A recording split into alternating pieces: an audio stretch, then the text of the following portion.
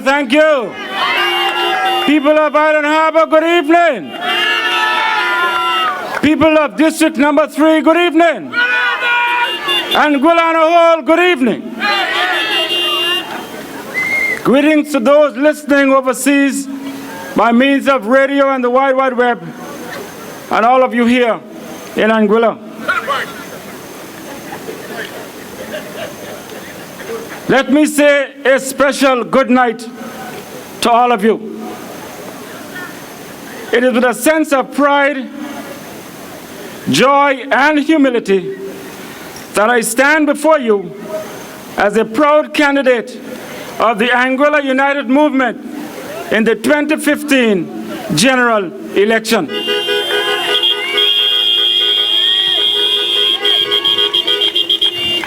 I stand positioned to be your next representative for District number 3, Valley North. And I'm ready to be your representative in Parliament.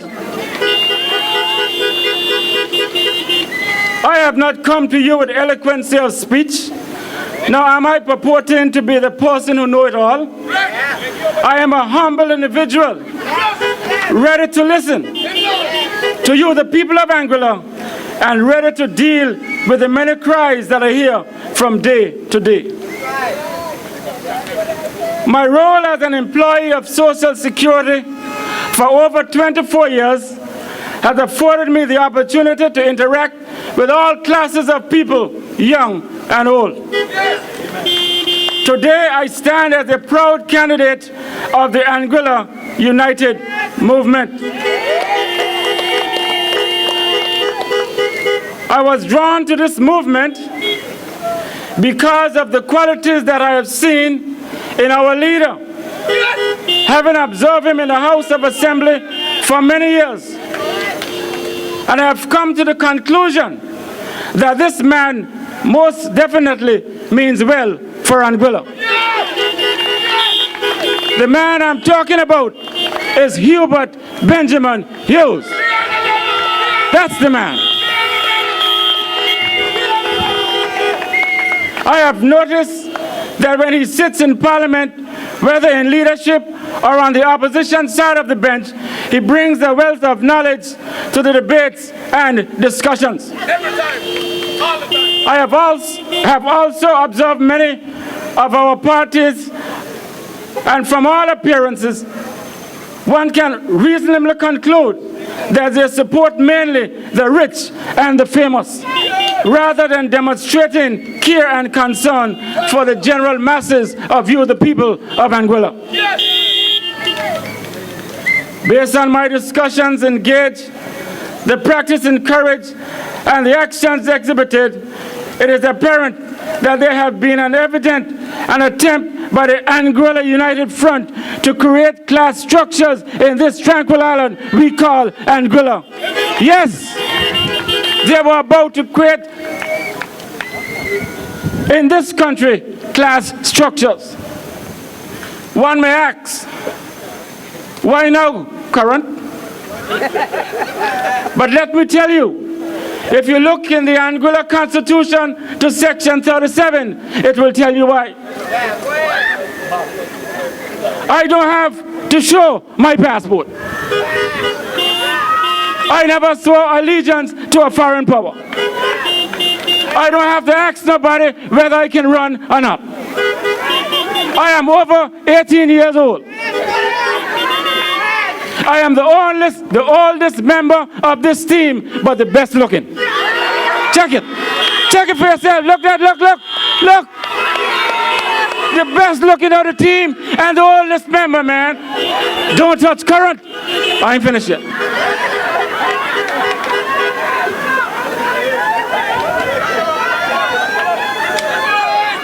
I have been in the wilderness seeking the knowledge of God while studying and preaching His word. And like Moses, while in the wilderness, I felt the need to come forward and represent you, the people of Anguilla. Anguilla is in desperate need for spiritual deliverance. And when we accomplish that, Our morals, ethical, financial, and economical issues will all be addressed. Anguilla needs leaders like a team on the A.U.M, men and women who put God first in all their endeavors and their accomplishments. 2 Chronicles 7 and verse 14 sums it up quite nicely. If my people who are called by my name, which include the Anguillians, shall humble themselves and pray, and seek my face and turn from their wicked ways, then will I hear from heaven. I will forgive their sins and I will heal their land. Anguilla is in need of healing. Anguilla is in need of a spiritual awakening. I am bringing to this movement 12 years of law enforcement expertise, over 24 years of compliance work with the Anguilla Social Security Board, serving you, the people of Anguilla. I am a certified building contractor. I have studied laws of wills, probates, criminal, contract, and constitutional and administrative law. I am the manager of a family-owned, operated 12-bedroom complex. I am not in need of a job to finish my dwelling house. I am not in need of a job to pay my bills.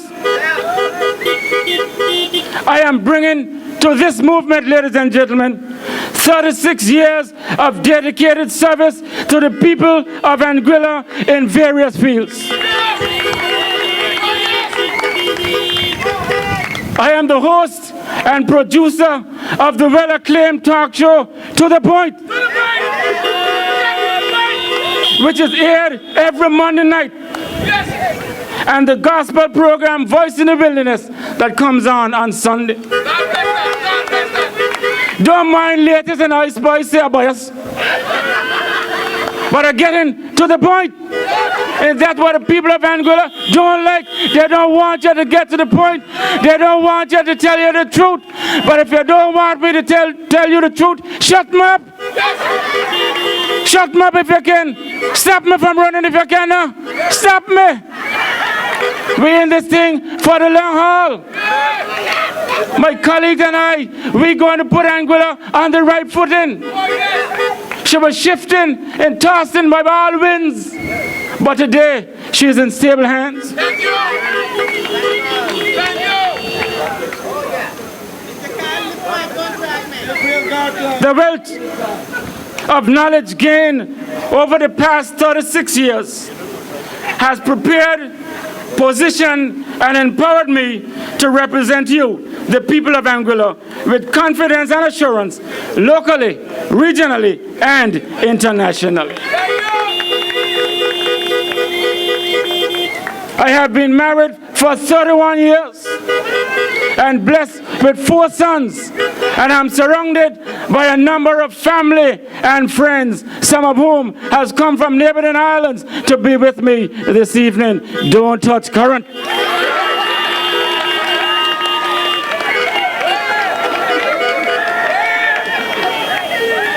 Tonight, I stand here in support of my fellow candidate, Dr. Ellis Lorenzo Webster, the doc.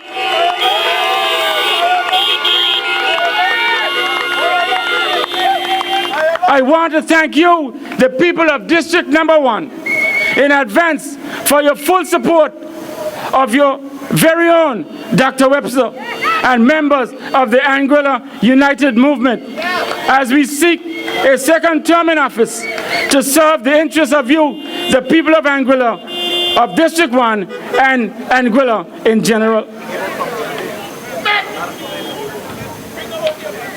It is sad, but I must say,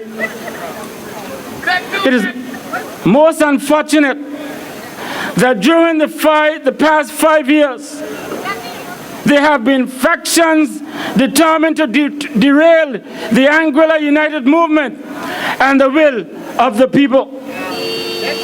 Due to these circumstances, it is indeed unfortunate that we were forced to throw Jonah overboard. He is now in standing ground in the sea. In addition, the incident surrounding elected member from Western Walcott Richardson caused the tree to lose one of its support roots. However, this tree is strong. The main roots stayed intact. And with the loyal support of you, the people of Anguilla, and by God's timely intervention, the Anguilla United movement was able to stand the test of time. We received a secure and good graft, and as a result, was then able to survive the many challenges to be faced during the sustained recession and the other unseen forces of those who oppose us. I am extremely proud of this movement. I am too. A movement that is for the people. A movement that is real. It is not a front. What you see here is what you will get anywhere. I count it an honor and a privilege to stand with men and women of character, determination, willpower, and resolve. Tonight, you will hear from a man who has a heart to serve, a man who is sacrificing much to serve you, the people of District 1. This is his night. This is Ellis' night here in Island Harbor. I encourage you to listen to his heart and hear his passion for you. I will provide a more comprehensive presentation on Wednesday, the 7th of May, at a public meeting in Northside. I have just entered a race, just been picked on the team, and they put me to open the batting. That is the confidence that they have in me. I have seen your tears, the tears in your eyes, ladies and gentlemen. I see the suffering of you, the people, and it is my intention to work closely with my colleagues in the A.U.M and the administrating power to bring about some resolve to the people of this country. I hear your cries for water, cheaper electricity, enhanced better cable service, a better rates for telephone services, enhanced infrastructure, concerns for the elderly, especially, ladies and gentlemen, our civil servants who have served this country well and can hardly survive on the little pension they receive monthly. These are a few of the issues I intend to champion with the support of the A.U.M.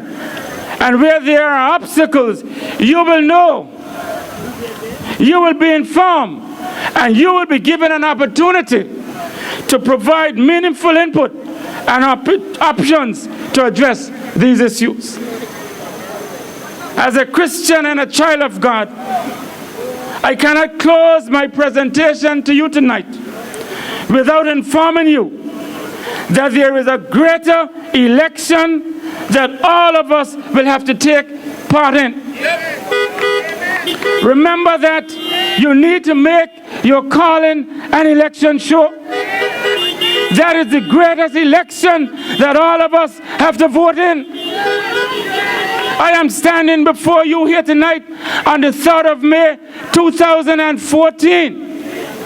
Election is due constitutionally in February 2015. Some of us might reach the great calling before next year. My admonishment to you all tonight, make sure that your calling and election is sure. Again, I am saddened because I know it's Bepsa's time, but I'll give you more on Wednesday. But I must add this. I am afraid, really afraid and saddened. And I have to tell you, I sense it in my spirit that a vote for the opposition, whether the front or some glad morning when the bird fly away, a vote for the opposition, Anguilla will end up in the same situation as Malaysian Flight 370. No communication with air traffic control. Nothing from the captain. Nothing from the co-pilot. In all Anguilla dead. They will kill us. I repeat, a vote for the Anguilla United Front, or even to take a chance with the board, Anguilla will end up just in the same situation like Malaysian Flight 370. No communication with the tower. No communication with the pilot or the co-pilot. I admonish you, make the right choice. Vote for Dr. Ellis Lorenzo Webster. Vote for the tree. We winning in the sea, and we gonna win on the land. We gonna win on the land, and we gonna win in the sea. The tree, the tree, the tree. We have roots of integrity, the trunk of stability, and the branches of prosperity. God bless you, and may God bless Anguilla. And if you missed anything that I said tonight, let me give you a stern warning. Please, for God's sake, don't touch corrupt. Thank you. Thank you, Anguilla. May God bless you. Come down to the north side. I'm going to finish them off. Thank you. We're ready. We're ready. Yeah, we're ready.